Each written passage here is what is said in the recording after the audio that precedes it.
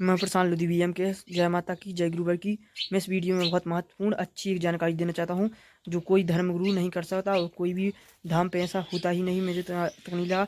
सभी जगह दान पात्र मिलते हैं पर एकमात्र ऐसा धाम है जहाँ एक भी दान पात्र नहीं है और सब व्यवस्था बिल्कुल निःशुल्क है। रहने खाने पीने की सब निःशुल्क है।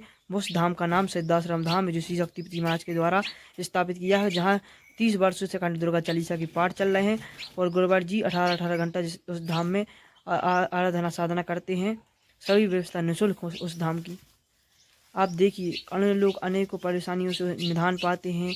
जिसके बच्चे नहीं होते तो बच्चे हो जाते। कई गुरु कृपा से शक्तिपति महाराज के अखंड पाठ को उसमें जाकर कई लोग नशा छोड़ते हैं। देखिए गृहस्थ जो नशे छोड़ना नहीं चाहते, जो कभी नशा नहीं छोड़े, वो नशा छोड़ते हैं। देखिए नशा छोड़ देते हैं। कोई भी दान पात्र नहीं है और कोई भी पैसा नहीं लिया जाता उस संगठन में, उस धाम में कोई भी पैसा नहीं लिया जाता है।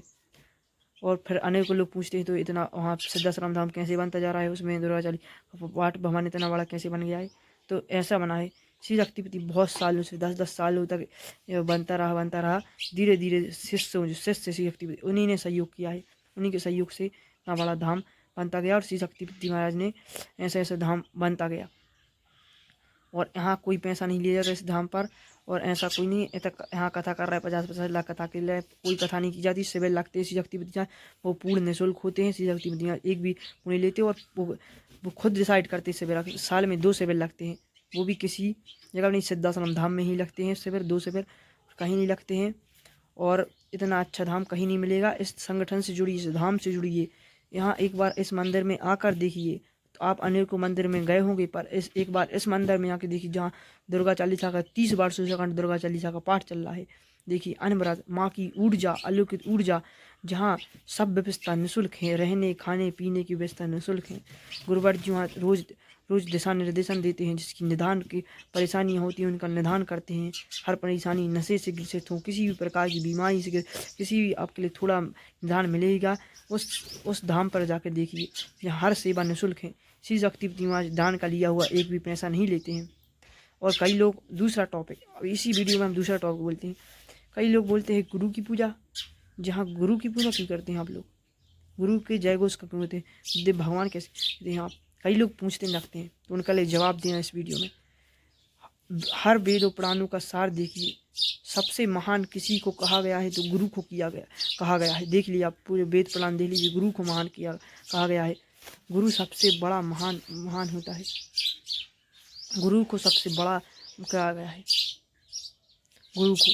तो गुरु की जो चालीसा होता है, गुरु चालीसा, उसको करोगे आप। फिर उसके बाद दुर्गा चालीसा कीजिए। क्यों कहा? क्योंकि कई समाज में जो व्यक्ति होते हैं उनका होता है, जो गुरु जी से जुड़े होते हैं उनका नहीं होता। अरे इनके तो गुरु की साधना करवा रहे हैं। यहाँ गुरु की साधना इसलिए की जाती है जब तक तुम पात्र बन जाओ। माँ की साधना जो जगत की जननी है उनकी पात्र बन जाओ, इसलिए की करवाई जाती है। पहले गुरु चालीसा फिर माता का चालीसा। क्योंकि कई लोगों का प्रश्न होता है, कई लोग मुझे बोल देते हैं तो मैं इस वीडियो में उनको जवाब देना चाहता हूँ। ऐसा होता है। और श्री शक्तिपति महाराज ऐसे में से सामान्य गुरु नहीं है।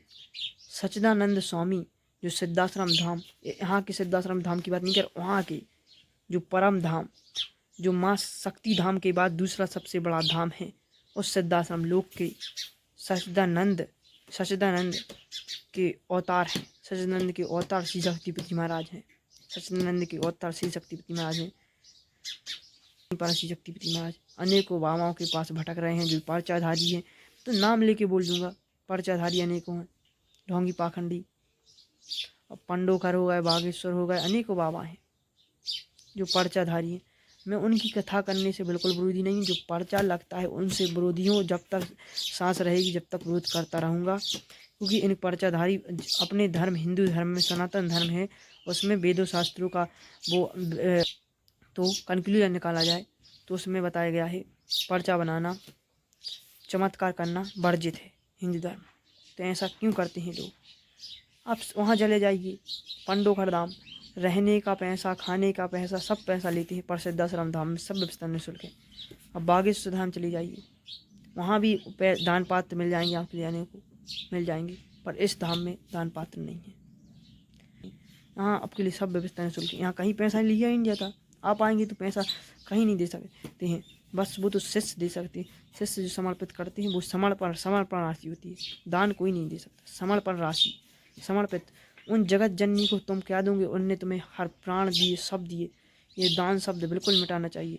दान पात्र, दान पात्र नहीं, दान पात्र के साथ जो ऐसे लेते हैं, तो जो भगवान के नाम पे वो मंदिर बनाने पैसे लेते हैं, तो इनके लिए दान पात्र नहीं बोलना चाहिए, समर्पण लिखना चाहिए। समर्पण, जो समर्पित कर सकते हैं उन जननी को, उन भगवानों को, राम सिया रामचंद्र को, वो समर्पित कर सकते हैं। पैसे उनको देने लगे तुम दान, भगवान को देने लगे। भगवान को कभी दान नहीं दे सकते, न कितना वो कोई अमीर है, न आने वाले समय में होगा। समझिए, भगवान को कोई दान नहीं दे सकता। अनेकों व्यक्ति मिलेंगे ढोंग पाखंड की दुकान लगाने वालों, एक न दिन तुम्हारी ये दुकान बंद होगी। और भगवती मानव कल्याण संगठन जो कार्य कर रहा है वह समाज में देख ही रहा। हमारे अनेकों वीडियो में देख रहा। अब से 10 धाम जाने से रिलेटेड हमारी वीडियो नीचे है, इसी के बाद इसके पीछे मेरी एक और वीडियो होगी, उसको देखिए। पहले जाना चाहे थे सिद्धाश्रम धाम 22-23 जनवरी में लगने वाला। और जो अभी 1 जनवरी आ रही है, कम से कम पूरे देश के हर गांव में 50,000 जगह पर 1 घंटे की आरती राम, 5 घंटे की दुर्गा चालीसा और 24 घंटे का ये पूरे देश में चलेगा। हर गांव में, हर गांव में दुर्गा चालीसा शक्ति प्रतिमा शिष्य करवाएंगे। देखिए आप, पूरे देश में अलग ऊर्जा होगी। जो आज पार्टी कर रहे हैं लोग, पर ऐसा पार्टी करते रहते हैं लोग, पर दुर्गा चालीसा के पाठ कर शक्ति प्रतिमा के साथ जुड़े हैं। तो इस संगठन से जुड़िए, इस विचारधारा से जुड़िए। आपका कोई जानकारी चाहिए हो तो पूछिए, क्योंकि ये राज सत्ता ये लूटते चली जा रही हैं। इनको कोई मतलब नहीं। 90% ढोंगी पाखंडी, 99% राजनेता भ्रष्टाचारी, और कोई बात नहीं। इतना ही आपके लिए महत्वपूर्ण था, मैंने बता दिया। और कोई जानकारी चाहिए हो तो बताइए।